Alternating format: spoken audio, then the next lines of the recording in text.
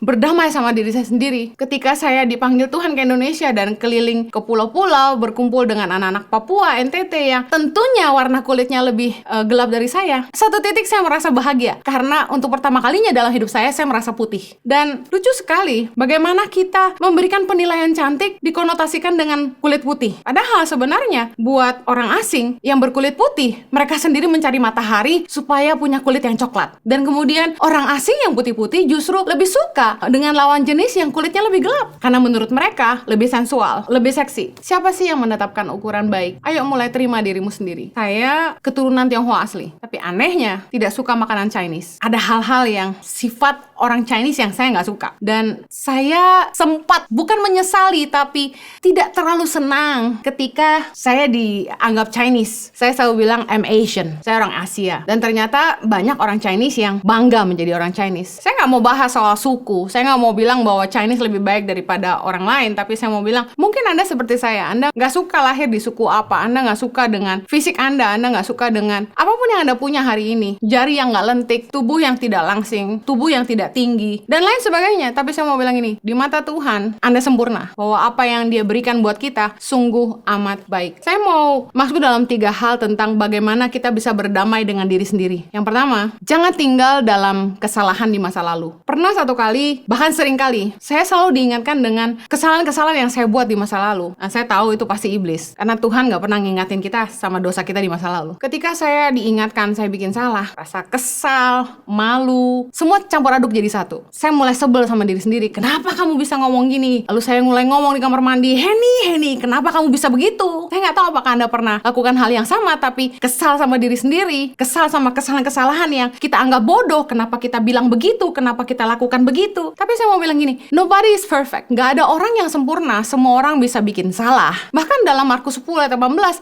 Yesus bilang tidak ada seorang pun yang baik selain daripada Allah saja. Nggak ada orang yang benar-benar baik kecuali Tuhan aja. Kita harus ngerti bahwa kalau kita tinggal di masa lalu, kita nggak bakal maju. Ayo berhenti menyalahkan diri sendiri. Yuk mulai bangkit lagi. Beri dirimu sendiri kesempatan. Kadang kita mudah banget kasih orang lain kesempatan, tapi nggak mudah buat kita kasih diri kita sendiri kesempatan. Ingat, iblis selalu akan menuduh kita dengan mengingatkan kita akan kesalahan-kesalahan kita di masa lalu. Padahal pada kenyataannya Tuhan sudah mengampuni segala pelanggaran kita. Jangan tinggal di masa lalu. Jangan tinggal di dalam kesalahan di masa lalu. Yesaya 43 ayat 18. Firman-Nya, janganlah ingat-ingat hal-hal yang dahulu dan janganlah perhatikan hal-hal yang dari zaman purbakala. Ayat 19. Lihat, aku hendak membuat sesuatu yang baru yang sekarang sudah tumbuh. Belumkah kamu mengetahuinya? Ya, aku hendak membuat jalan di padang gurun dan sungai-sungai di padang belantara. Tuhan sendiri nggak mau kita ingat yang dulu-dulu. Tuhan akan lakukan yang baru dalam hidup kita kalau kita nggak tinggal di masa lalu. Filipi 3 ayat 13. Saudara-saudara, aku sendiri tidak menganggap bahwa aku telah menangkapnya, tetapi ini yang kulakukan. Aku melupakan apa yang telah di belakangku dan mengarahkan diri kepada apa yang di hadapanku. Orang yang tinggal di masa lalu tidak akan maju. Orang yang tinggal di masa lalu tidak akan maju. Kita nggak akan bisa mengarahkan diri kita kepada apa yang ada di hadapan kita kalau kita nggak bisa melupakan apa yang ada di belakang kita. Orang yang udah mulai kehilangan visi, orang yang udah mulai sakit hati, biasanya akan mulai ngungkit-ngungkit masa lalu. Ayo jangan lagi tinggal di dalam kesalahan di masa lalu.